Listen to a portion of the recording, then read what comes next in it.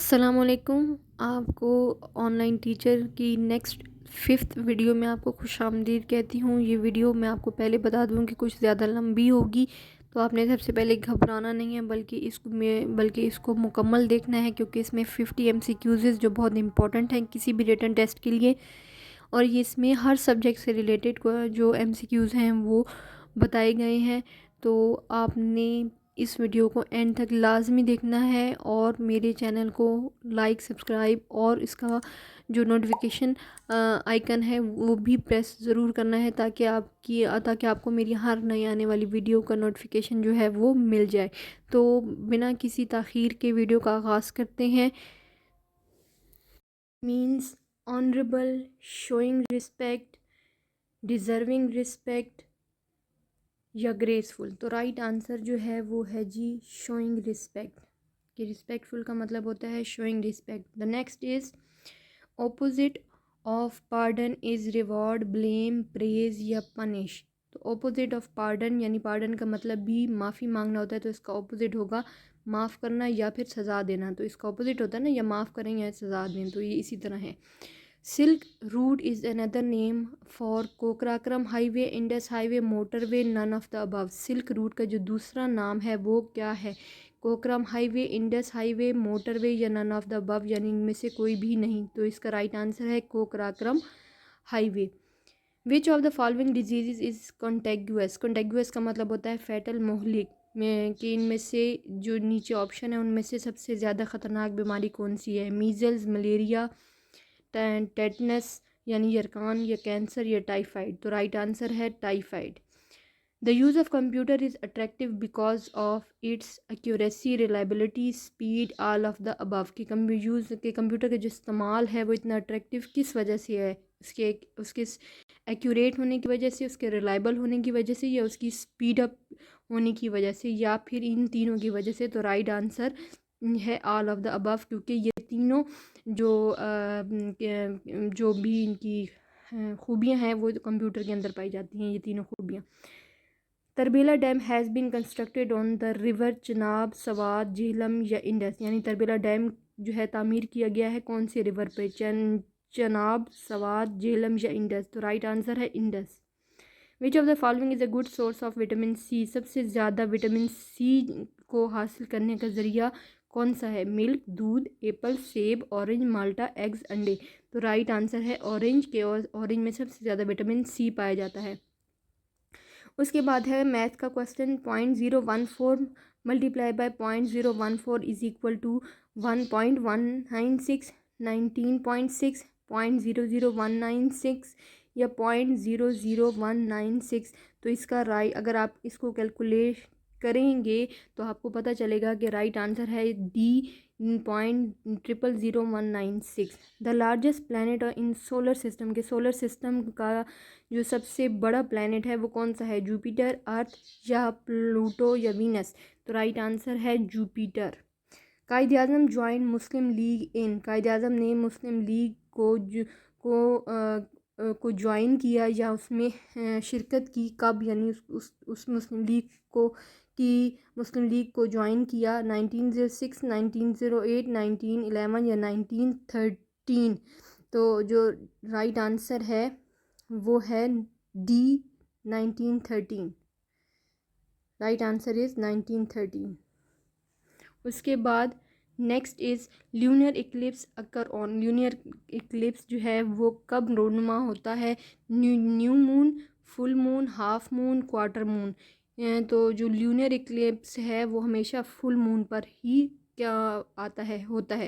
Who was the first chief justice of Pakistan. Pakistan का सबसे पहला चीफ जस्टिस कौन है? AR कॉर्नेनस, MR कियानी, मियाँ अब्दुल रशीद, मौलाना तामीज़ुद्दीन ख़ान। तो मियाँ अब्दुल रशीद जो है वो हमारे पहले जस्टिस ऑफ पाकिस्तान हैं। Which word is wrongly spelled in the following set of the words. इन जो चार, यानी जो नीचे चार ऑप्शन दिए गए हैं उनमें से सबसे ज़्यादा रॉन्गली स्पेल्ड वर्ड कौन सा है? Speech, speak, break, bleed. यहाँ पे स्पेलिंग वाइज जो है वो रॉन्गली स्पेल्ड का मतलब होगा कि जिसकी स्पेलिंग गलत है, तो स्पीक की भी सही है, ब्रेक की भी सही है, ब्लीड की भी सही है। रॉन्ग आंसर जो है वो स्पीच है, कि SPEECH होता है। The smallest sovereign state in the world, सबसे छोटी जो है वो सोवरेन स्टेट जो है वो दुनिया की कौन सी है? नेपाल, वेटिकन सिटी, सिंगापुर या ब्रूनेल। तो सबसे जो छोटी सोवरेन स्टेट है वो है जी B, Vatican City. A computer mainly consist of electronic circuits, device या फिर चिप्स या पार्ट्स। कि कंप्यूटर जो है वो जो मेनली यानी ख़ास के इलेक्ट्रॉनिक की किन डिवाइसेस पर मुश्तमिल होता है? तो इसका जो राइट आंसर है वो है जी सर्किट्स। 3 है 1/3 divided by 1/6 is equal to what? क्या अगर हम 1/3 को डिवाइड किया जाए 1/6 के साथ तो क्या आंसर होगा? तो राइट आंसर जो है वो होगा 2। नंबर 17 है जी, why do the electricians wear rubber glove while touching electric wires? के जो इलेक्ट्रिशियंस यानी बिजली का काम करने वाले जो हैं वो रबर ग्लव्स यानी रबड़ के दस्ताने क्यों पहनते हैं जब वो इलेक्ट्रिक वायर्स यानी बिजली की तारों को टच करते हैं? तो इसमें ऑप्शन है, it helps in the smooth flow of current, they can hold wires properly, या rubber is the bad conductor of electricity, या नन ऑफ द अबव। के इसमें ज़ाहिर बात है कि जो रबर में होता है वो एक बैड कंडक्टर होता है इलेक्ट्रिसिटी का, तो इस लिहाज से इसका राइट आंसर होगा रबर, क्योंकि उसमें से बिजली जो है वो ज़्यादा पास नहीं होती, फ्लो रुक जाता है उसका। उसके बाद है, day and night are equal on, जो ऐसे नीचे डेट्स दी हुई हैं कि ऐसा कौन सा दिन है जिस दिन डे और नाइट जो होती हैं वो इक्वल हो जाती हैं टाइम ड्यूरेशन के लिहाज से? तो वो होता है 21 मार्च, 21 सितंबर, 1 अक्टूबर या 21 दिसंबर। तो इनमें से राइट आंसर है A, 21 मार्च। इसके बाद आंसर है प्योर गोल्ड के इज़ डैश कैरेट गोल्ड, के खालिस जो सोना होता है वो कितने कैरेट का होता है? 12, 14, 22 या 24। तो ये सब जानते होंगे ज़्यादातर के जो प्योर गोल्ड होता है वो 24 कैरेट का होता है। उसके बाद next is Gwadar is famous, कि गवादर मशहूर है किसके लिए? फ़िशिंग टाउन के लिए, इंडस्ट्रियल सिटी के लिए, सी पोर्ट के लिए, या नन ऑफ द अबव? तो गवादर जो है वो मशहूर है सी पोर्ट के लिए, sea port is the right answer. उसके बाद 21 MCQs है कि the duration of day and night at north and south pole is, कि जो नॉर्थ एंड साउथ पोल है वहाँ उसमें डे एंड नाइट का ड्यूरेशन जो है वो कितना होता है? ठीक है, 3 मंथ्स, 4 मंथ्स, 5 मंथ्स या 6 मंथ? तो right answer is 6 months. Which word is wrongly spelled in the following word set of words? कि नीचे जो 4 ऑप्शन दिए गए हैं उसमें सबसे ज़्यादा रॉन्गली स्पेल्ड वर्ड जो है वो कौन सा है? Height, might, light, sight. तो हाइट जो है वो रॉन्गली स्पेल्ड वर्ड है। What was the role of Quaid Azam for enacting the Rowlatt act? कि what was the role of Quaid Azam, कि कायद आज़म का क्या किरदार था for enacting the Rowlatt act? जो रोवेल्ट एक्ट था उसके उसके उसके बारे में जो है, या उस मामले में, रोवेल्ट एक्ट के मामले में कायद आज़म ने क्या रोल जो है वो निभाया था? सपोर्टेड इट, क्या उसे supported it, opposed it, proposed it, या नन ऑफ द अबव? ये सपोर्टेड मीन के उसकी हक में गए थे, अपोज मीन उसके खिलाफ बात की थी, या प्रपोज्ड इट या वो पेश किया था वो एक्ट, या इन नन ऑफ द अबव या इनमें से कोई भी नहीं? तो कायद आज़म ने रोवेल्ट एक्ट के ख़िलाफ़ जो है वो आवाज़ उठाई थी और उसमें किरदार निभाया था। ठीक है, उसके बाद next is what was the role of the Quaid Azam for enacting the, ये तो हो गया। ओके 24 टू में ये अगेन मैथ का क्वेश्चन है। 2/9 multiply by 4/9 is equal to, अगर हम इसको कैलकुलेटर के साथ करें तो इसका राइट आंसर होगा 8/81। ठीक है जी, मल्टीप्लाई करना है ना, 4 2 ज़ार 8 एंड 9 9 ज़ार 81। 25 है, white blood cells are, white blood cells जो एक ह्यूमन बॉडी के अंदर होती हैं वो क्या होती हैं, किस लिए होती हैं? फूड कैरीज के लिए होते हैं, ऑक्सीजन कैरीज के लिए होते हैं, डिफेंस अगेंस्ट डिजीज़ के लिए होते हैं, या नॉन ऑफ द अबव? तो जो राइट आंसर है वो है डिफेंस अगेंस्ट डिजीज़ के वाइट ब्लड सेल्स जो हैं वो डिजीज़ के ख़िलाफ़ जो है मुज़ाहिमत करने में अहम किरदार अदा करते हैं। उसके बाद 26 है, there was so much smoke in the room that I could hardly, ये इंग्लिश ग्रामर का है, इंग्लिश ग्रामर सेंटेंस मेकिंग से इस कर क्वेश्चन का जो है वो इस मुतालिक है।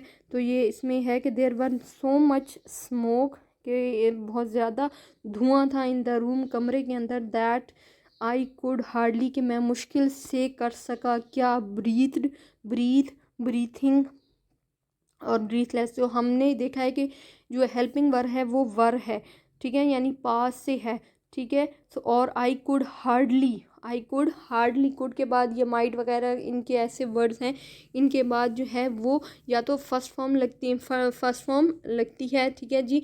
सो इसमें क्या होगा, breath is the right answer होगा, ठीक है। The hardest substance known as, जो सबसे हार्डेस्ट सब्सटेंस है वो कौन सा है, डायमंड, स्टील, प्लैटिनम या आयरन। सबसे ये अब आपने मुझे बताना है कि इसका राइट आंसर कौन सा है, इसको आपने कमेंट बॉक्स में ज़रूर बताना है कि what is the hardest substance known is diamond, steel, platinum या आयरन। तो मैं हिंट दे दूं कि डायमंड जो है उसको उसको आप तोड़ सकते हैं, स्टील को आप मरोड़ सकते हैं, ठीक है जी। तो कौन सा राइट आंसर होगा, प्लेटिनम या आयरन, ठीक है जी। उसके बाद next is modern computers compared to earlier computers are, जो मॉडर्न कंप्यूटर्स हैं कंपेयर्ड, अगर उनका मुवाजना किया जाए अर्लियर कंप्यूटर्स के साथ, तो वो कैसे, मतलब उनका मुवाजना किया जाए तो वो किस तरह के हैं, क्या पहले से ज़्यादा faster and larger and stronger हैं, स्लोअर बट मोर रिलायबल हैं, या फास्टर एंड स्मॉलर हैं। तो जो पहले कंप्यूटर थे वो उनका बहुत बड़ा साइज़ होता था और वो फास्ट भी इतने नहीं होते थे। तो इसका जो लेकिन जो अब मॉडर्न कंप्यूटर्स आ गया as compare to the electronic earlier computer, तो राइट आंसर होगा कि वो फास्ट भी हैं और स्मॉलर भी हैं, लैपटॉप की शक्ल में, उनको हम मॉडर्न कंप्यूटर्स वगैरह भी कहते हैं, आगे भी जितने भी कंप्यूटर्स हैं। उसके बाद Organisation of Islamic Conference OIC has its headquarter at, ये बहुत इंपॉर्टेंट क्वेश्चन है, अक्सर आता है कि इसका जो हेड क्वार्टर है OIC का, यानी कि ऑर्गेनाइजेशन ऑफ इस्लामिक कॉन्फ्रेंस का, वो कहाँ पर है, कैरो में, जद्दा में, तेहरान में या इस्लामाबाद में। तो एक बात तो आपको पता चल गई होगी कि OIC का इस्लामाबाद से कोई ताल्लुक़ नहीं है। हाँ, बाकी क्योंकि इस्लामाबाद में ऐसा कोई भी हेड क्वार्टर नहीं है, तो इसका राइट आंसर है जद्दा, ठीक है।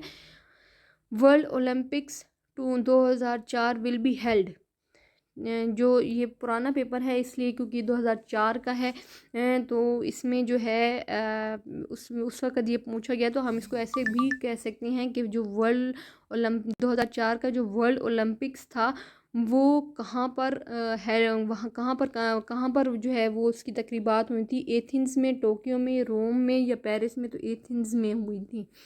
उसके बाद next is to answer accurately is more important than dash, कि to answer accurately is more important that, कि कोई भी आंसर को सही से देना ज़्यादा इम्पॉर्टेंट है बनिस्बत देन, यहाँ पे कंपैरिजन की इसमें है, तो हमेशा देन के बाद जो होती है then a quick finish, to quickly, to finish quickly, finishing quickly, you finish quickly.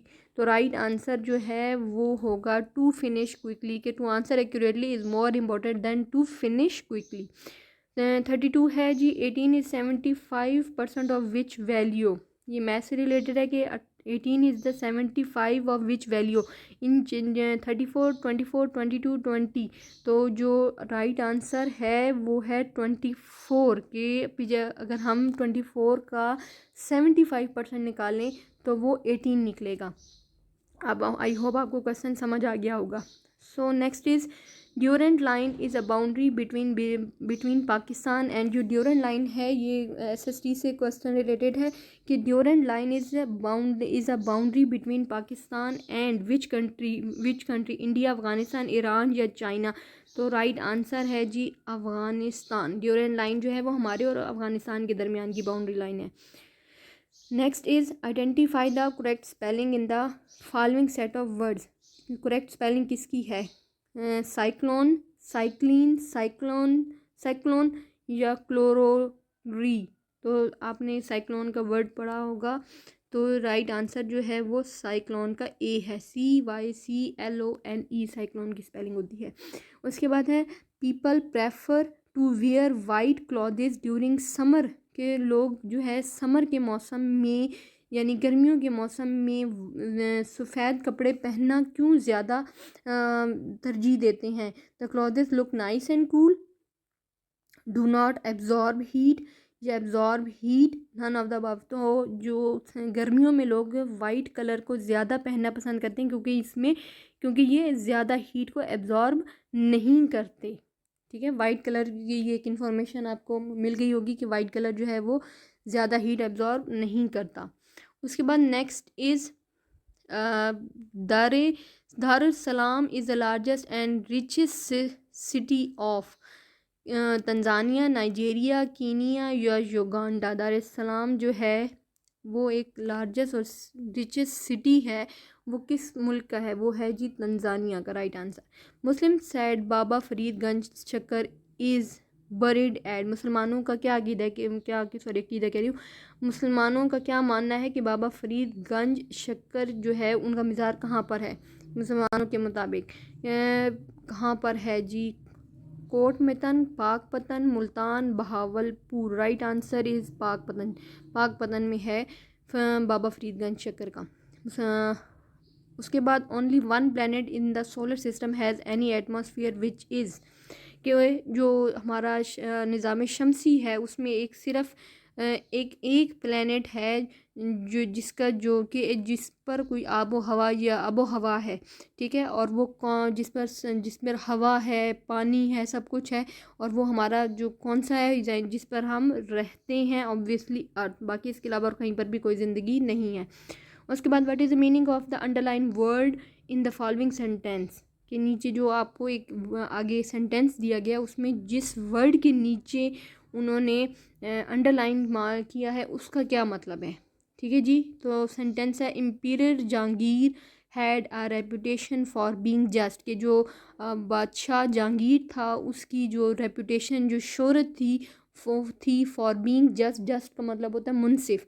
तो इसका जो सिनोनिम बोल कह लें वो कौन सा है? तो इसका सिनोनिम है जी फेयर।